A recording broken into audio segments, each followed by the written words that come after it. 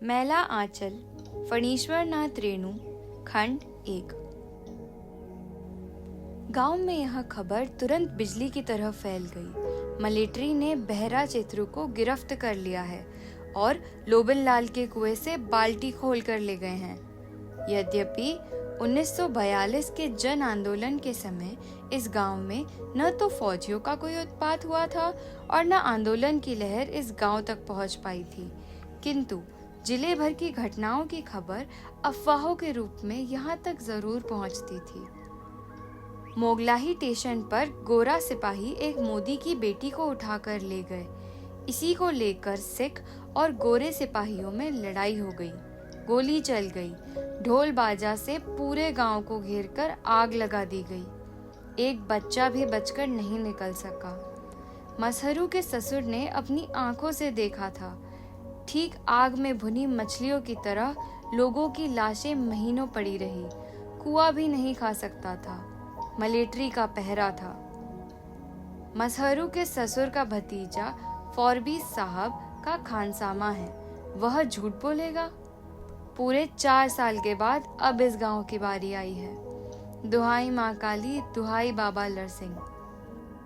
यह सब गुहार टोली के बलिया की बदौलत हो रहा है। बिरंची दास ने हिम्मत से काम लिया। आंगन से निकलकर चारों ओर देखा और मालिक टोला की ओर दौड़ा। मालिक तहसीलदार विश्वनाथ प्रसाद भी सुनकर घबरा गए। लोबिन बाल्टी कहाँ से लाया था? जरूर चोरी की बाल्टी होगी। साले सब चोरी करेंगे और गांव को बदनाम करेंगे।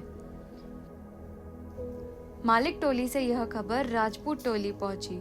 कायस्थ टोली के विश्वनाथ प्रसाद और ततमा टोली के बिरंची को मिलिट्री के सिपाही पकड़कर ले गए हैं। ठाकुर राम कृपाल सिंह बोले, इस बार तहसीलदार का मजा निकलेगा।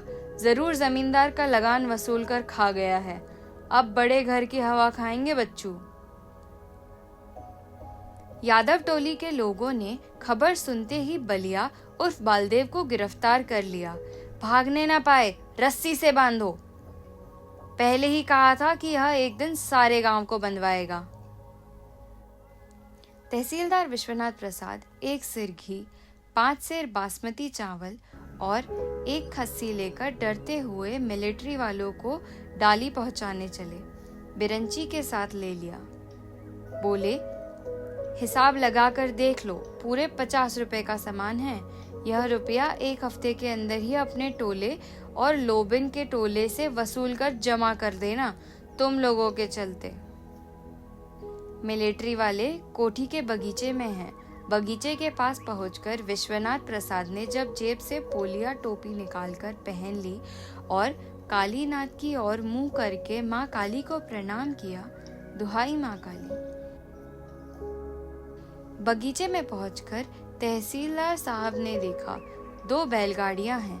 बैल घास खा रहे हैं। मिलिट्री वाले जमीन पर कंबल बिछाकर बैठे हैं। मुंडी फाक रहे हैं और बहरा चेत्रु भी कंबल पर ही बैठकर मुंडी फाक रहा है। सलाम हुजूर। बिरंची ने सामान सिर से नीचे उतारकर झुककर सलाम किया। सलाम सरकार। बकरा भी मिमिया उठा। अरे यह क्या है? आप कौन हैं? एक मोटे साहब ने पूछा। हुजूर, ताबेदार राजा पारबंगा का तहसीलदार है, मीनापुर सर्किल का। ओ, आप तहसीलदार हैं? ठीक बात। हम लोग डिस्ट्रिक्ट बोर्ड का आदमी हैं। यहाँ पर एक मलेरिया सेंटर बनेगा। ऊपर से हुक्म आया है, यहीं बागान की जमीन में। मार्टिन साहब डिस्ट्रिक्ट बोर्ड को यह जमीन बहुत पहले दे दिया। तहसीलदार साहब फिर एक बार सलाम करके बैठ गए। बिरंची हाथ जोड़े खड़ा रहा। राजपूत टोली के राम कृपाल सिंह जब कोठी के बगीचे में पहुंचे तो उन्होंने देखा कि बगीचे में पश्चिम वाली जमीन की पैमाइश हो रही है।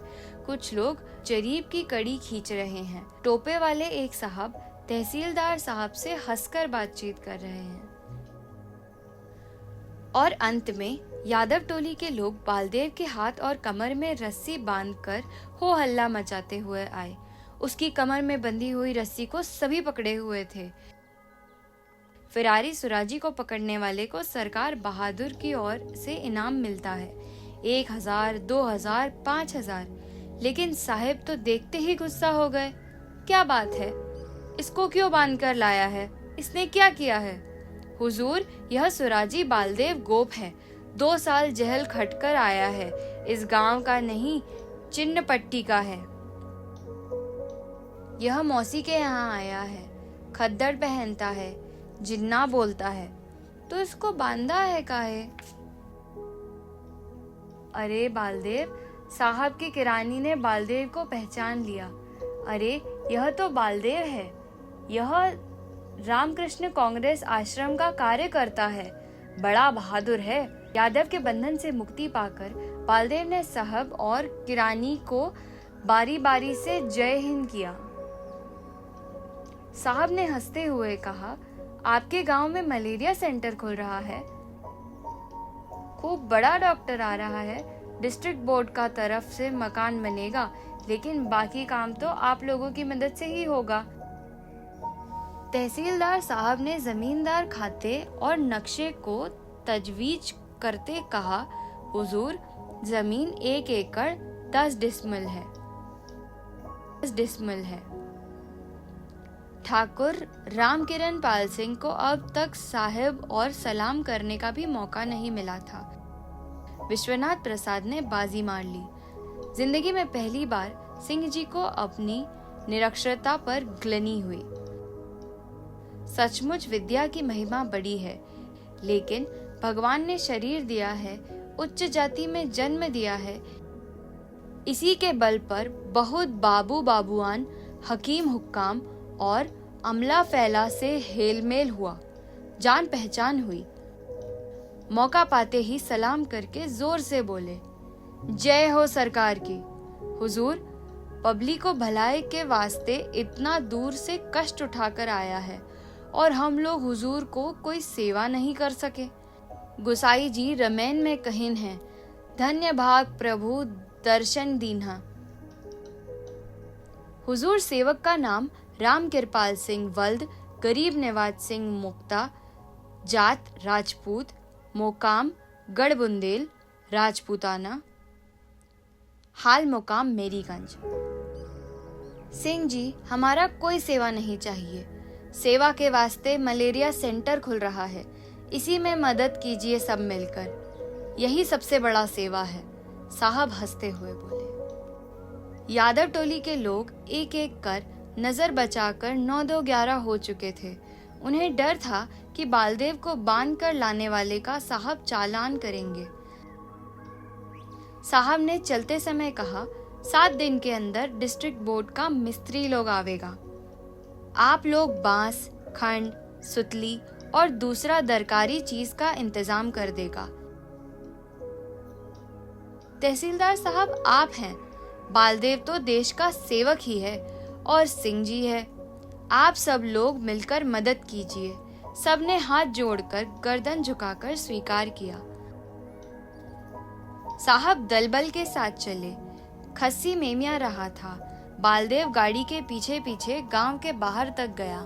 बालदेव ने लौटकर लोगों से कहा, डिस्ट्रिक्ट बोर्ड के बंगाली ऑफिसर बाबू थे, प्रफुल्लो बनर्जी और उनका किरानी जिन्नत बाबू, पहले कांग्रेस ऑफिस में किरानी थे।